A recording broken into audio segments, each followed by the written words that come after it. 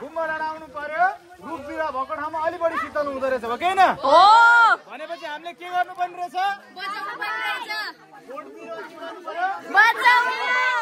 बचाउनु पर्यो के गर्नु पर्यो बचाउनु पर्यो आजको हाम्रो मुख्य कार्यक्रम भनेको यो विश्व वातावरण दिवसको नारा के छ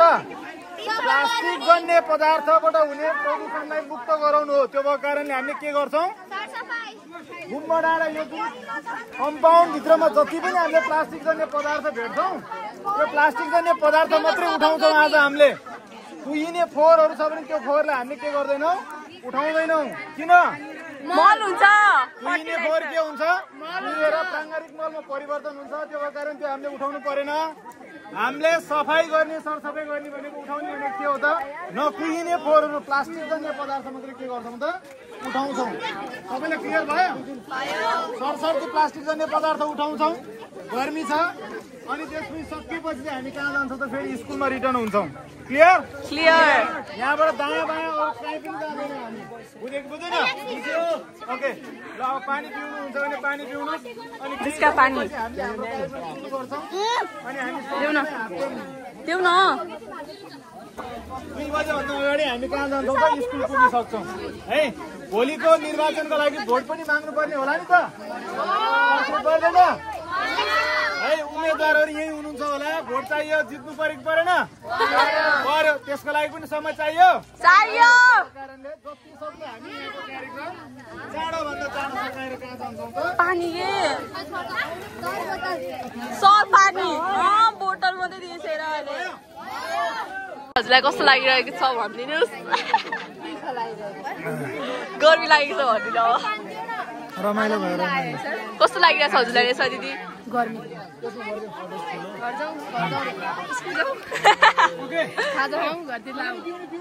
हामी हाम्रोमा जाउँ न एकदम रमाइलो भइरहेछ नयाँ नयाँ कार्यक्रम छ विद्यार्थीहरू अनि भर्खर मुक्त हो कि अनि हामीले पल्लो थाहा पायो यहाँ स्थिति थाहा पायो हामीले बोट बिरुवाको महत्त्व है हेलो भन्नु भ्लग हो यो आउँछ सरकोमा हेलो भन रोहित हेलो भन भ्लग हो यो आउँछ रोहित तिमीलाई कस्तो लागिरह भन त हल्का हल्का राम्रो पनि हल्का हल्का नराम्रो पनि किन अब किन्ने भने फेरि अहिले पैसाको अभाव किन भने मैले किन यो के गरेर हिँड्दा तिमी 40 पेर हो हेलो भन भ्लग हो हेलो आज यो ब्लग हाम्रो युवासरको च्यानलमा आउँछ कृपया सबैजनाले हाम्रो युवासरलाई सब्स्क्राइब लाइक कमेन्ट शेयर सरलाई धेरै भन्दा धेरै सपोर्ट चाहिएको छ हाम्रो सरलाई सबै विद्यार्थी मिलेर गर्यो भने त हैन हाम्रो ज्योतिषले धेरैले सब्स्क्राइब गरिसक्यो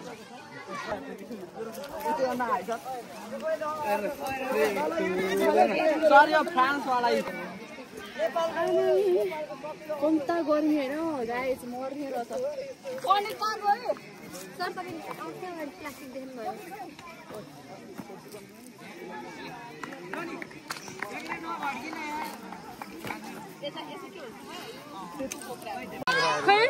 खै हेरौँ त खै बुइ धेरै देखे हो के भिडियो साइड फोटोग्राफीलाई फलो गर्नु होला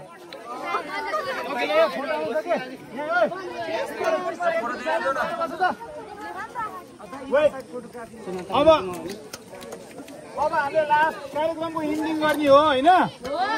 कार्यक्रमको इन्डिङ गर्दै गर्दा दुईटा क्लबको आयोजक क्लबको दुईजना अध्यक्षहरू हुनुहुन्छ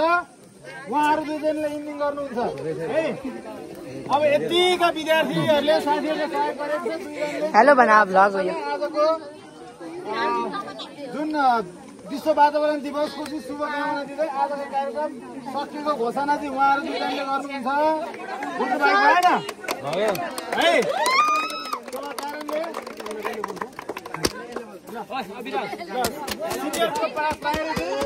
फर्स्टमा चाहिँ आजको कार्यक्रमको बारेमा विस्तृत रूपमा समीक्षात्मक रूपमा चाहिँ आफ्नो भनाइहरू राख्नका लागि ज्योति इको क्लबको अध्यक्ष रिजन भण्डारीलाई अनुरोध गर्न चाहे सबैजनाले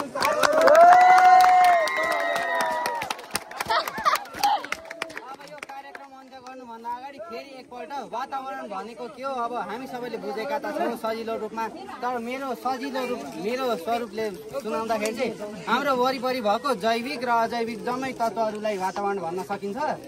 अनि वातावरणमा प्रभाव हामीले थाहा पाएकै छौँ यस्तो गर्मीमा आएर खट्या छ यो हुनेको कारण चाहिँ मुख्य गरी ग्लोबल वार्मिङ अब यो हाम्रो यो गाडीहरूको धुवाले गर्दा यो एटमोस्फियरको ओजन लेयरमा प्रभाव पर्छ अनि युरेडिएसन नामको तत्त्व आउँछ त्यसै अब गर्मी हुन्छ स्किन क्यान्सर जस्ता रोगहरू लाग्छ अब यति अब धेरै किन सुनाइराख्नु अब यति भन्दै मेरो छोटो मन्तव्य हजुरहरूलाई यो कार्यक्रममा हात जुटाउनको लागि धन्यवाद भन्दै म आफ्नो 2 शब्द धन्यवाद गर्छु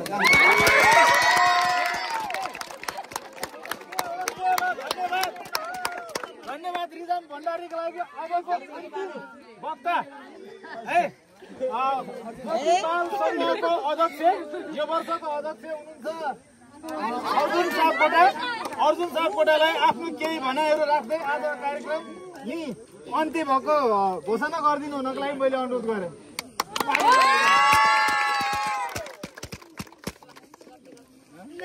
सबैले